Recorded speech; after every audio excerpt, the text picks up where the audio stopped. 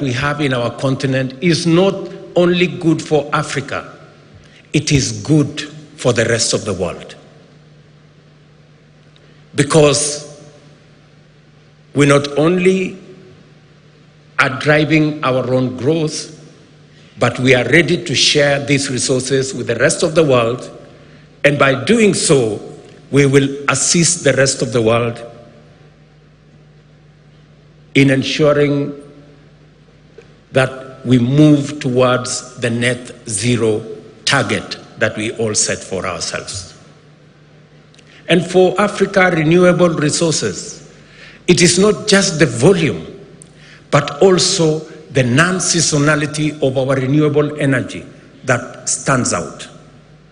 The nearly year-round sunshine makes Africa's solar potential particularly unique, perfectly suited to industrial energy demands, something that is challenging in other areas, especially in temperate climates.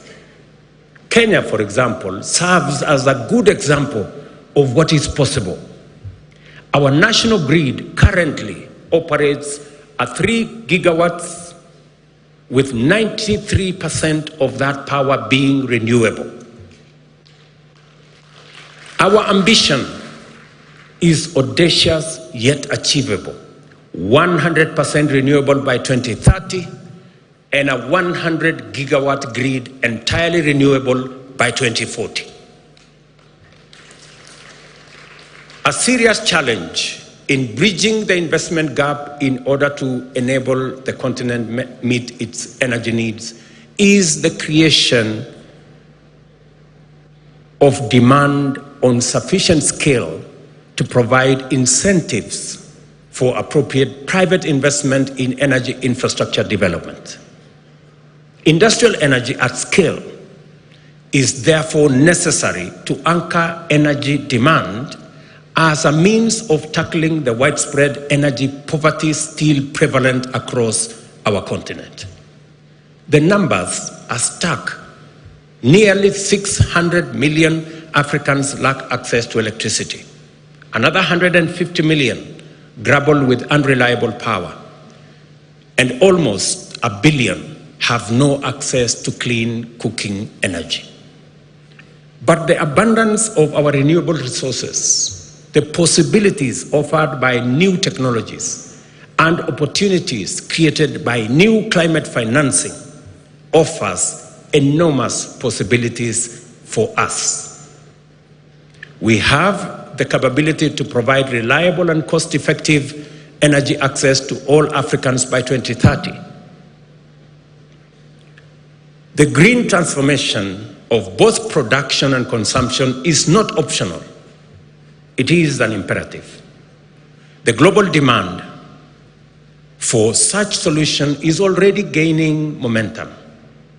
Our strategic proximity to substantial reserves of metal and minerals necessary for the global energy transition makes Africa an attractive candidate to become a global hub in green industrial supply chain, from refining metals and minerals to constructing and assembling electric motor vehicles, batteries, and other components. Let me invite you to this unprecedented geoeconomic opportunity for Africa.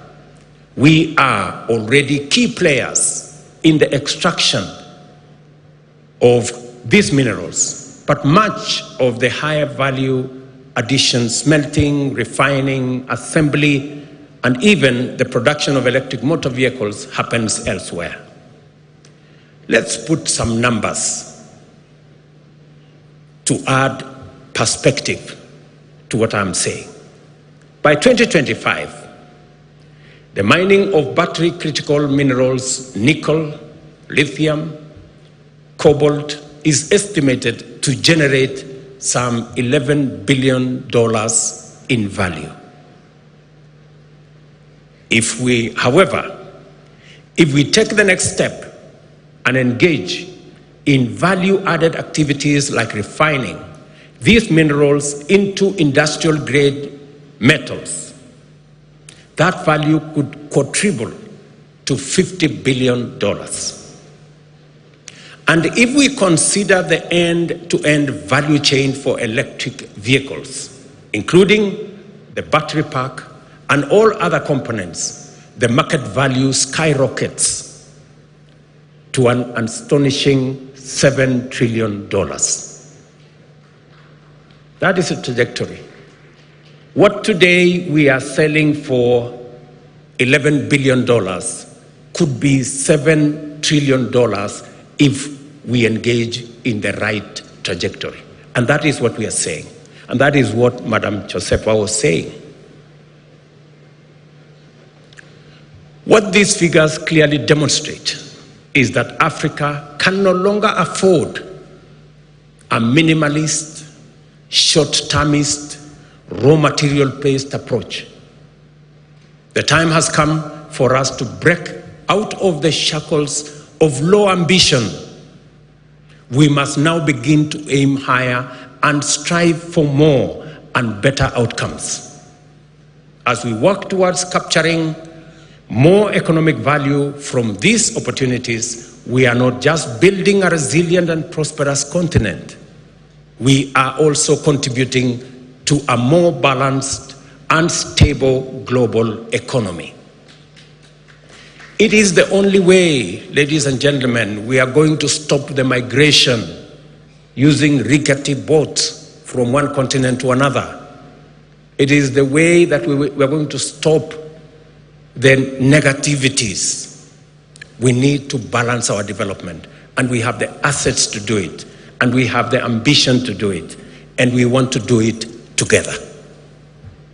Trillions of dollars globally are looking for green investment opportunities as the pressure to tackle climate change and crisis heightens.